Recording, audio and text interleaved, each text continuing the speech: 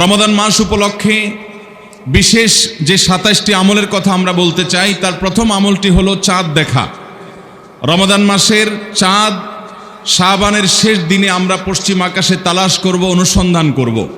নবী করিম সাল্লাল্লাহু আলাইহি সাল্লাম বলেছেন, সুমু লিরুইয়াতিহি ওয়া আফতিরু লিরুইয়াতিহি, তোমরা চাঁদ দেখে রোজা রাখো আর চাঁদ দেখে তোমরা ঈদ উদযাপন করবে। অতএব মুসলমান রমজান মাসে সিয়াম সাধনা শুরু করবে চাঁদ দেখে, এবং সিয়াম ছেড়ে ঈদ উদযাপন করবে সেটাও চাঁদ দেখে করবে।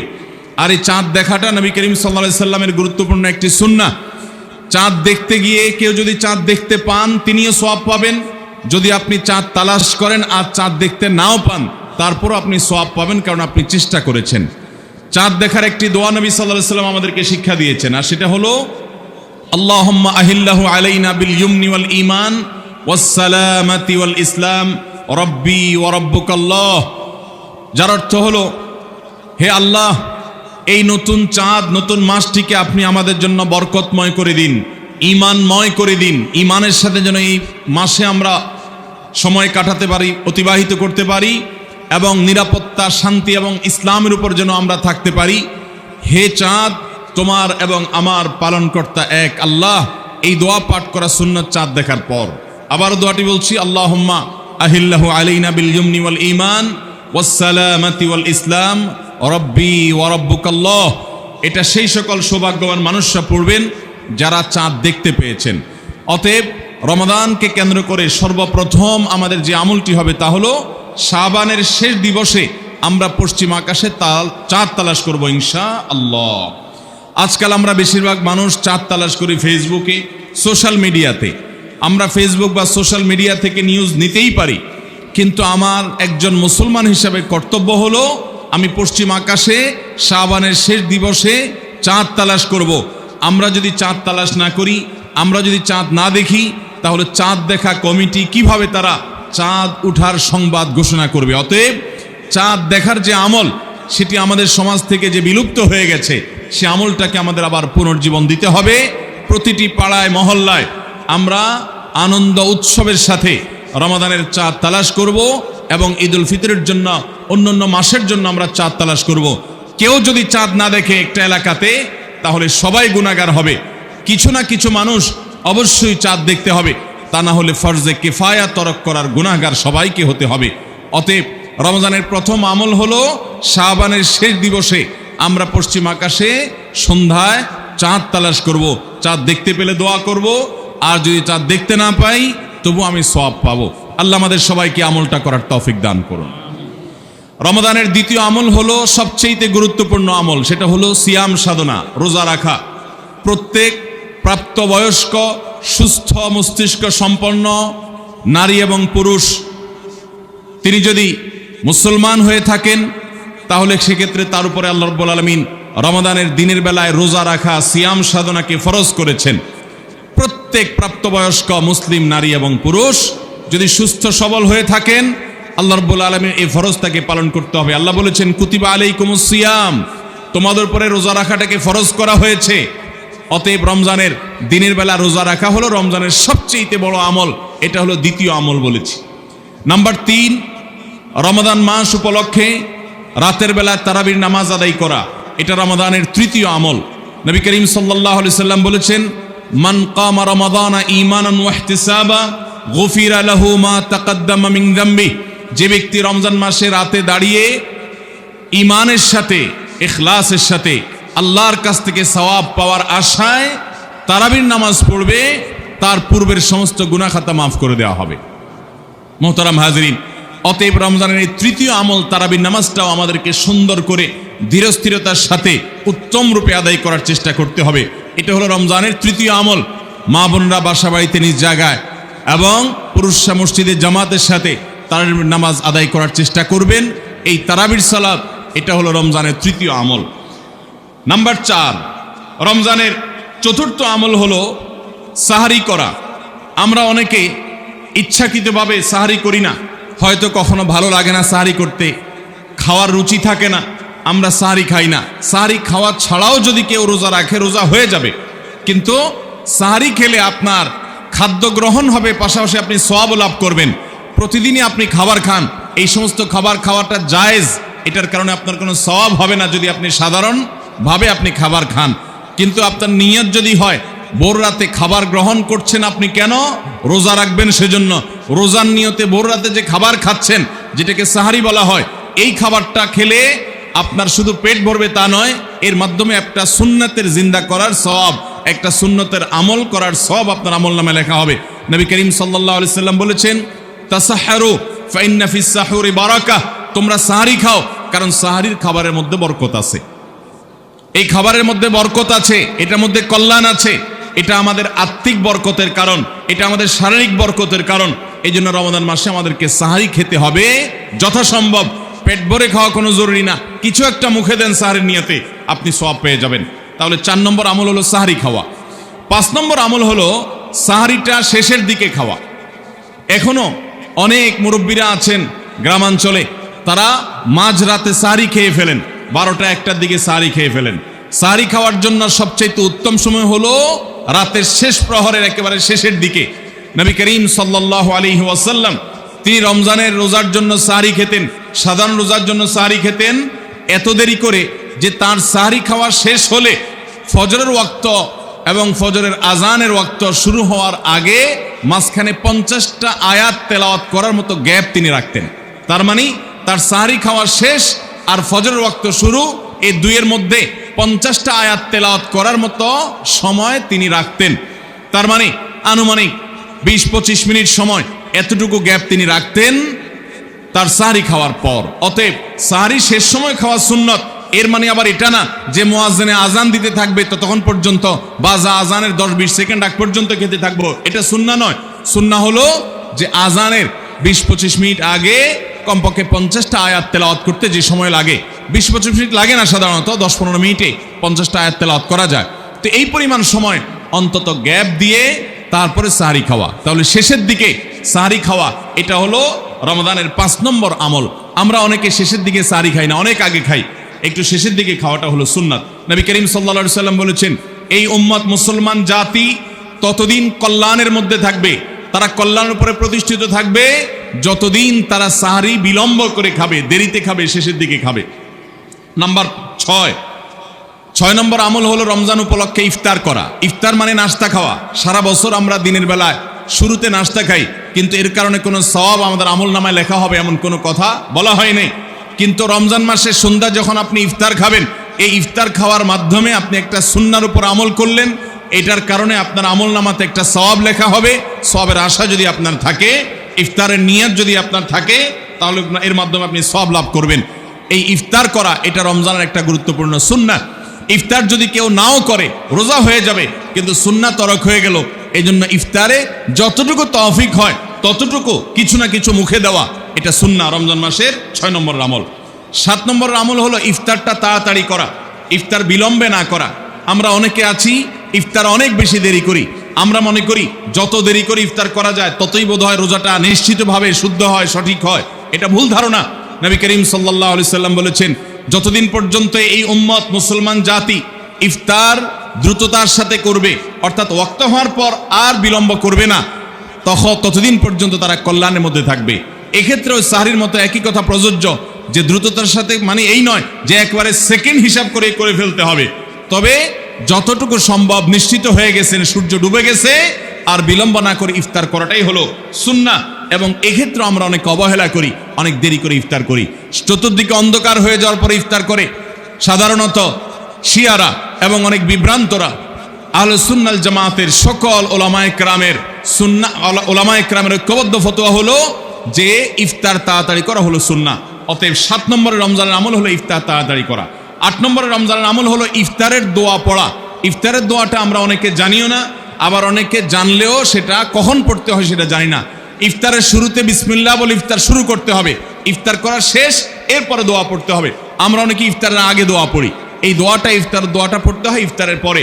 দোয়াটা হলো যাহাবাজ জামা ওয়াবতাল্লাতিল উরুক ওয়া সাবাতাল আজরু ইনশাআল্লাহ। এটা হলো দোয়া।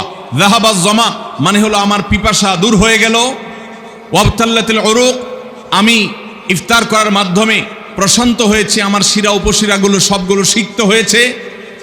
ওয়াসাবাতাল আজরু ইনশাআল্লাহ, এবং এই রোজার বিনিময় আল্লাহর কাছে সাব্যস্ত হলো ইনশাআল্লাহ। এই দোয়া পাঠ করা সুন্নাহ। তাহলে ইফতারের পর আমরা এই দোয়া পড়ব, যাহাবাজ জামা ওয়াবতাল্লাতুল উরুক ওয়াসাবাতাল আজরু ইনশাআল্লাহ। এটা হলো রমজানের 8 নম্বরের আমল, ইফতারের দোয়া পড়া। 9 নম্বরের আমল হলো ইফতার এবং সাহারি উভয়টাতে খেজুর খাওয়া। এটা সুন্নাহ। খেজুরের মধ্যে প্রচুর খাদ্য শক্তি আছে। আমরা রমজান মাসে যে রোজা রাখি, সারাদিন পানাহার বর্জন করে থাকি, আমরা যদি সাহারিতে খেজুর খাই, আমাদের শরীরে প্রচুর পরিমাণ খাদ্য শক্তি থাকবে এই খেজুর খাওয়ার ফলে। খেজুর অনেক উপকারী একটা খাবার। আমাদের দেশেও আজকাল খেজুর উৎপাদন হচ্ছে আল্লাহর মেহেরবানিতে। এই খেজুর ইফতারিতে নবী করিম সাল্লাল্লাহু আলাইহি সাল্লাম আধা পাকা আধা কাঁচা খেজুর, যেটা যে অর্ধেক পেকেছে অর্ধেক কাঁচা, সেগুলো তিনি পছন্দ করতেন। সেটা না পাওয়া গেলে সাধারণ খেজুর এটা দিয়ে ইফতার করা, এটা আমরা সবাই জানি। কিন্তু যেটা আমাদের দেশে মানুষ জানে না তা হলো সাহরিতে সাহরি খাওয়া, সাহরিতে আপনার খেজুর খাওয়া সুন্নাত। নবী করিম সাল্লাল্লাহু আলাইহি সাল্লাম বলেছেন, নি'মা সাহুরুল মুমিনি আত-তামার, ইমানদারের সবচেয়ে উত্তম সাহরি হলো খেজুর। আপনি সাহরিতে ভাত তরকারি যাই খান বা না খান, অন্তত একটা হলো খেজুর খাবেন, তাহলে নবী সাল্লাল্লাহু আলাইহি সাল্লামের এই সুন্নাহর উপরে আমল হয়ে যাবে।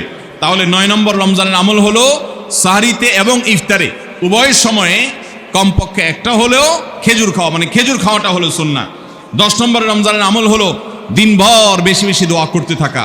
ভাইরা আমার, রোজাদার ব্যক্তির দোয়া আল্লাহ রাব্বুল আলামিন ফিরিয়ে দেন না। রোজাদার ব্যক্তি দিনভর আল্লাহর কাছে দোয়া করতে থাকলে সে দোয়া কবুল হয়। নবী করিম সাল্লাল্লাহু আলাইহি সাল্লাম বলেছেন যে কয়েক ব্যক্তির দোয়া ফেরত দেওয়া হয় না, এর ভিতরে একজন হলেন আস-সাইমু হাত্তা ইফতির, রোজাদার ব্যক্তি ইফতার করা পর্যন্ত তার দোয়া কবুল হতে থাকে। আপনি রোজাদার অবস্থায় দোকানে কাজ করছেন, খেতে খামারে কাজ করছেন, আপনি ব্যবসা প্রতিষ্ঠানে কাজ করছেন, আপনি রাস্তায় হাঁটাচলা করছেন, মা বোনরা বাসা বাড়িতে গৃহস্থলী কাজকর্ম করছেন, এই কাজের ফাঁকে ফাঁকে ওযু নাই, অসুবিধা নেই, এই অবস্থায় আপনি দোয়া করতে থাকেন। রোজাদার অবস্থায় দোয়া কবুল হয়।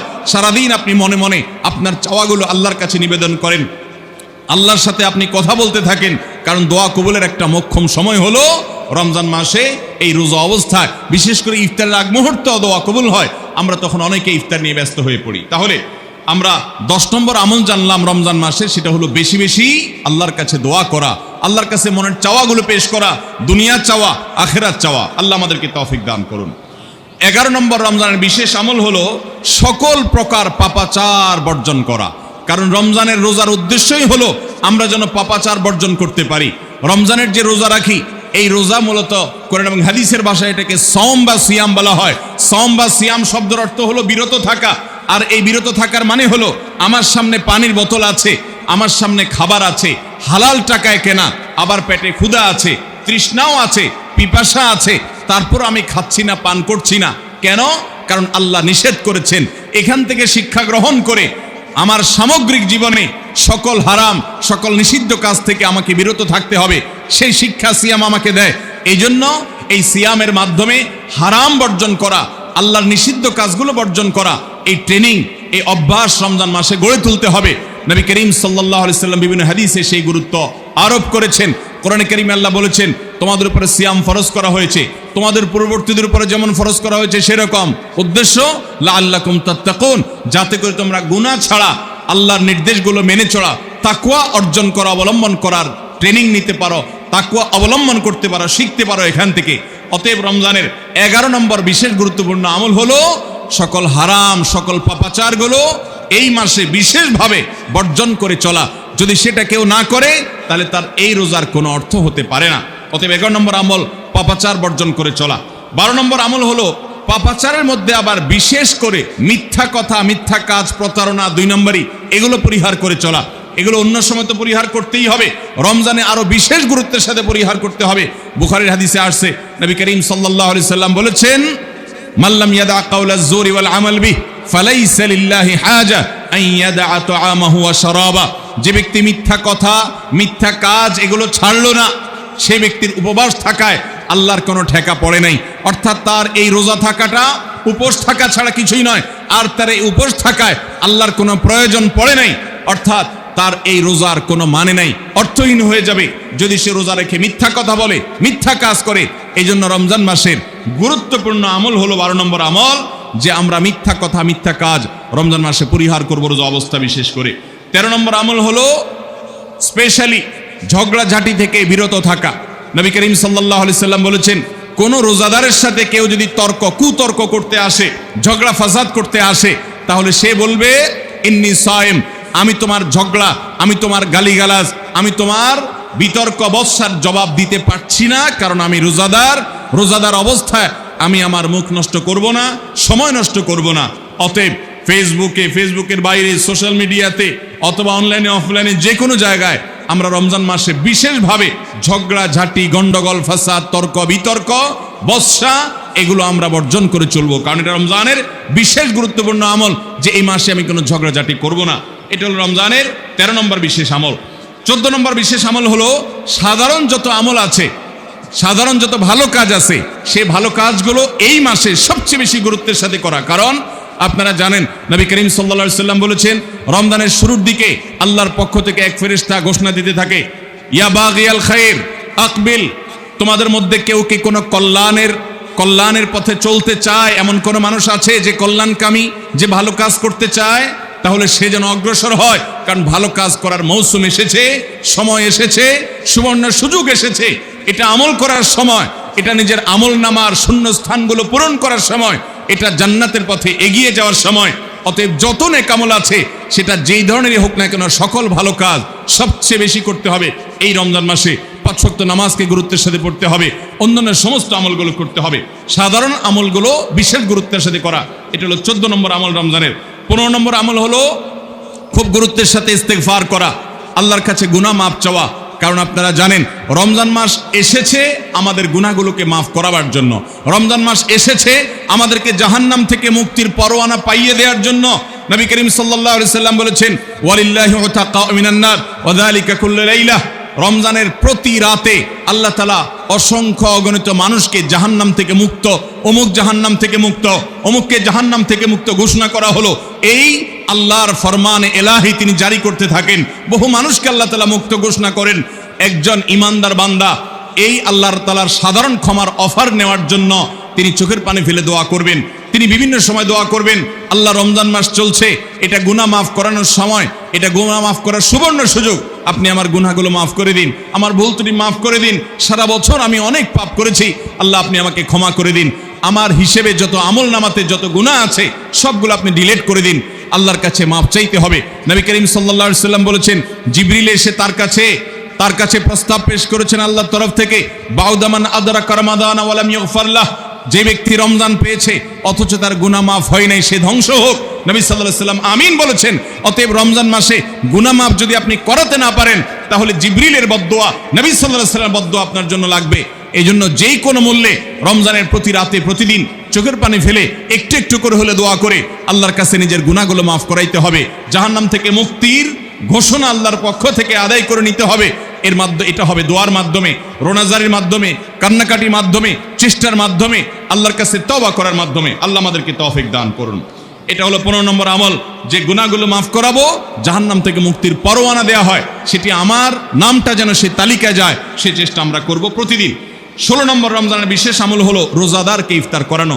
নবী করিম সাল্লাল্লাহু আলাইহি সাল্লাম বলেছেন, মান ফাত্তারা সাইমান ফালাহু মিসলু আজরিহি মিন গায়রি আন ইউনকাসা মিন আজরিহি শাইআ, যদি কেউ কোনো রোজাদারকে ইফতার করায়, আল্লাহ রাব্বুল আলামিন ওই রোজাদারের রোজার কারণে তিনি যে সওয়াব পেয়েছেন তারটা তিনি পাবেন, অতিরিক্ত বোনাস হিসাবে যেই লোকটা ইফতার করালো রোজাদারকে, আল্লাহ তাআলা তাকে সমপরিমাণ সওয়াব দান করবেন।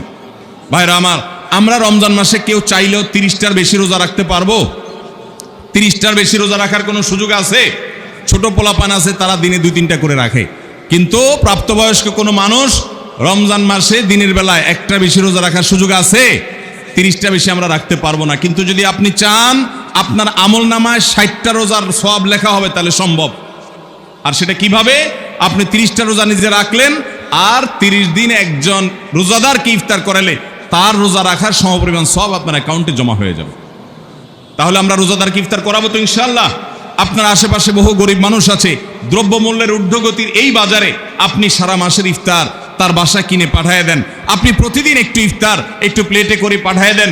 আপনি কোনো পথচারী পথে হয়তো ইফতারের সময় হয়ে গেছে, বাসায় যেতে পারে না, গাড়িতে আছে, একটু পানির বোতল একটু খেজুর কিনে তাদেরকে দিয়ে দেন।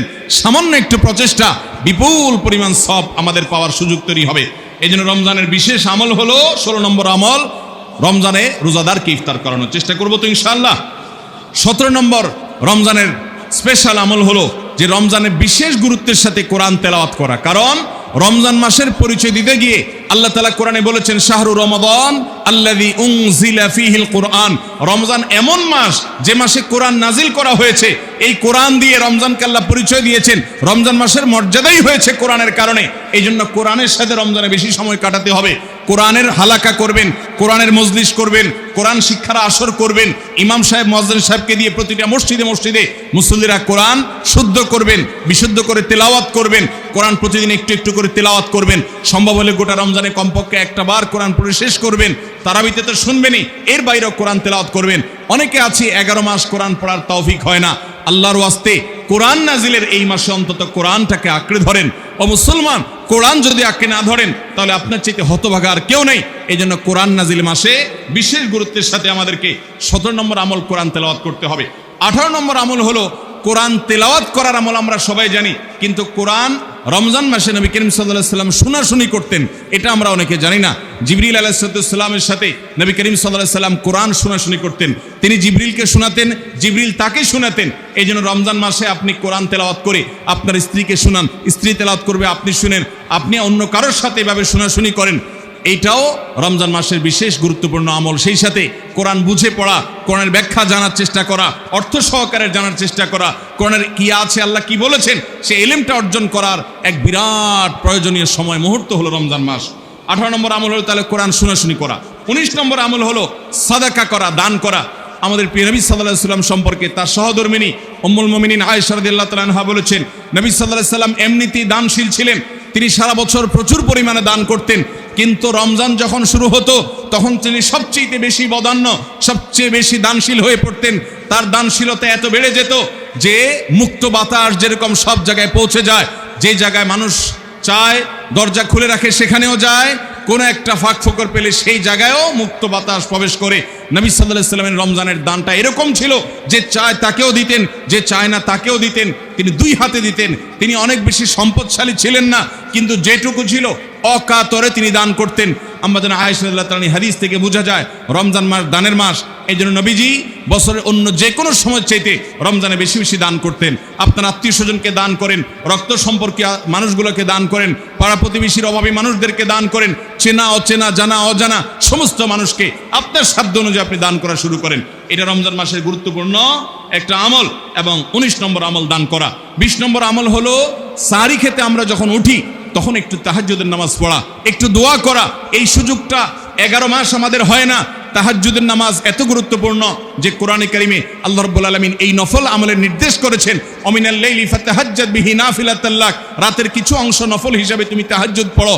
ভাইরা আমার, 5 ওয়াক্ত নামাজের জন্য ডাকে মুয়াজ্জিন আজানের মাধ্যমে, আর তাহাজ্জুদের জন্য ডাকেন স্বয়ং আল্লাহ রাব্বুল আলামিন।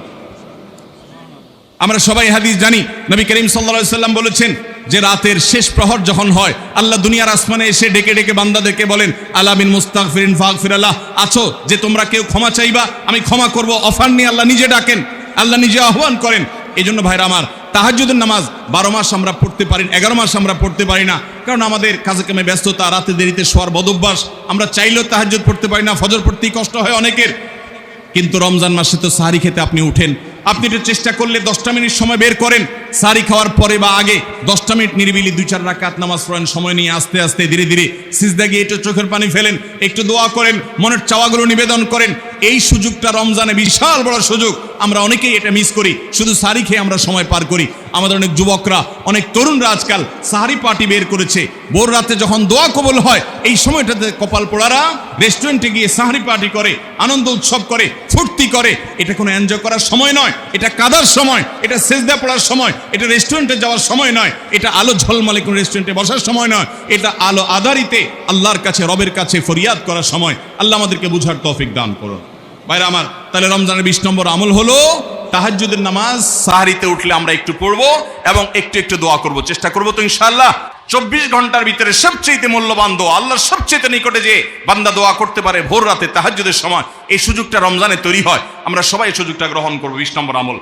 21 নম্বর আমল হলো আল্লাহ যাদেরকে সামর্থ্য দিয়েছেন তারা উমরা করবেন। রমজানে উমরার ফজিলত হলো, নবী করিম সাল্লাল্লাহু আলাইহি ওয়াসাল্লাম বলেছেন, উমরাতুন ফি রমাদান তাআদিলু হাজ্জা, রমজানের একটা উমরা একটা হজের সমতুল্য। অন্য হাদিসে আসছে নবীজি বলেছেন উমরাতুন ফি রমাদান তাআদিলু হাজ্জাতাম মাই, রমজানে একটা উমরা হলো নবী করিম সাল্লাল্লাহু আলাইহি সাল্লামের সাথে হজ করার সমান সওয়াব। অতএব যাদের তৌফিক আছে তারা উমরা করবে 21 নম্বর আমল। 22 নম্বর আমল হলো রমজানে দিনের বেলা রোজা রেখে বেশি বেশি মেসওয়াক করবেন। আমরা অনেকে এটা জানি না যে রোজা রেখে মেসওয়াক করা যায়, আমরা বরং অনেকে মেসওয়াক করি না যে রোজা দুর্বল হয় কিনা। অথচ আম্মা জান আয়েশা রাদিয়াল্লাহু তাআলা আনহা বলেছেন যে আমি নবী করিম সাল্লাল্লাহু আলাইহি সাল্লামকে রমজান মাসে রোজা রেখে এত বেশি পরিমাণে মেসওয়াক করতে দেখেছি যে গুণে শেষ করা যাবে না।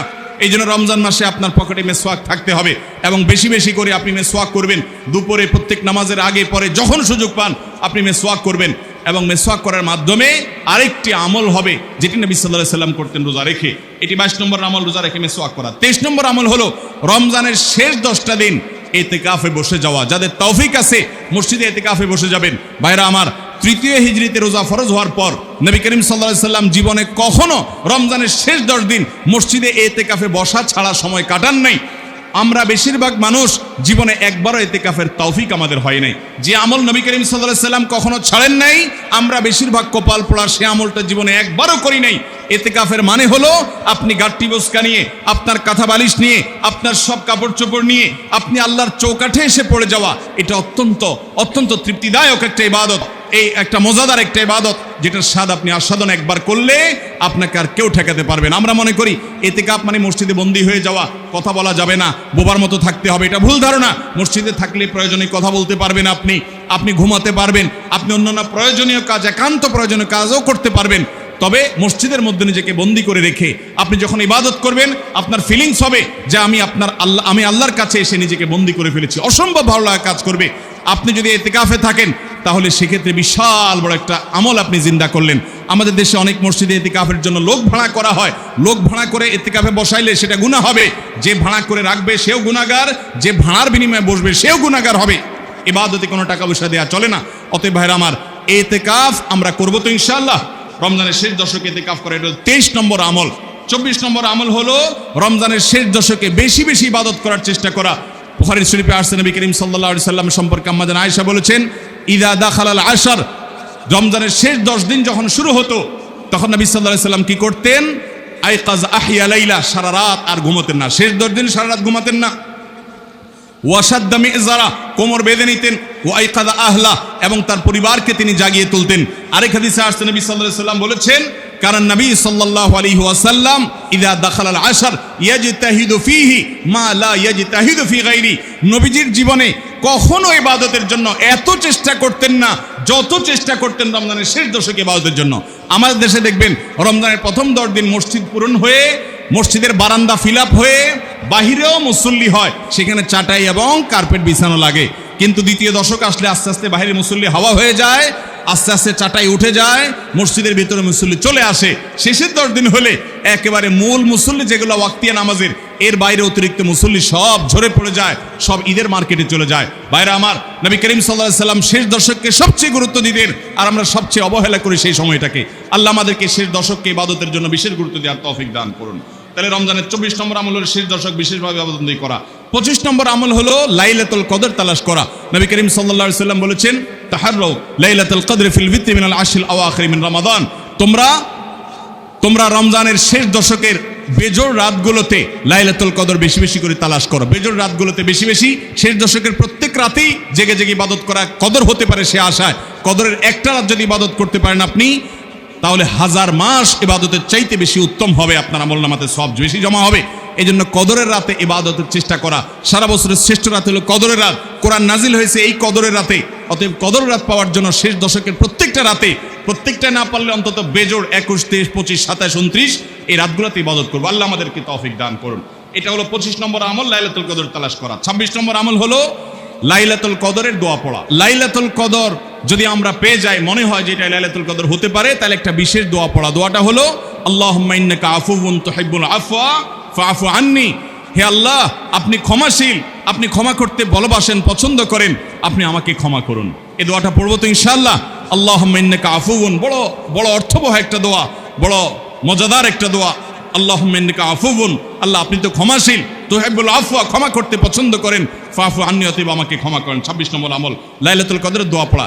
27 নম্বর এবং সর্বশেষ আমল হলো রমজানের শেষে ঈদের চাঁদ দেখা যাওয়ার পর অথবা ঈদের চাঁদ দেখা যাওয়ার একদিন আগেও করা যায় ফিতরা আদায় করা, গরিবদের বাসায় খাদ্য পৌঁছে দেওয়া। এটা কেন করব? নবী করিম সাল্লাল্লাহু আলাইহি সাল্লাম বলেছেন, যাকাতুল ফিত্রে তোহরাতান লিস-সাইমি আনিল লাগবি ওয়ার রাফাস ওয়া তু'মাতাল লিল মাসাকিন। ফিতরা এটা হলো দুইটা উদ্দেশ্যে, এক হলো রোজা রেখে আমাদের যে ছোটখাটো ভুল ত্রুটি হয়, অনর্থক কথা হয়ে যায়, এগুলো থেকে রোজাটাকে পরিচ্ছন্ন করার জন্য সদকায়ে ফিতর বা আমরা যে ফিতরা দেই এটা ভূমিকা রাখে, এটা কার্যকর হয়, আমাদের রোজাকে ত্রুটিমুক্ত করে দেয়, রিফাইন্ড করে দেয়। আর দ্বিতীয়ত হলো ঈদের দিন গরিব দুঃখীদের বাসায় খাবারের নিশ্চয়তা এনে দেয়। এজন্য রমজানের শেষ আমল হবে যেটা দিয়ে রমজানকে আমরা বিদায় দিব, সেটা হলো ফিতরা দেওয়া, ফিতরার আমল করা। এটা আমরা সবাই, পরিবারের যত লোক আছে, রোজা থাকুক কিংবা ছোট বাচ্চা হোক, সবার তরফ থেকে একজন করে মিসকিনকে পুরো দিনের খাবার আমরা দিয়ে দিব। চেষ্টা করবো তো ইনশাআল্লাহ। আল্লাহ আমাদের সবাইকে তৌফিক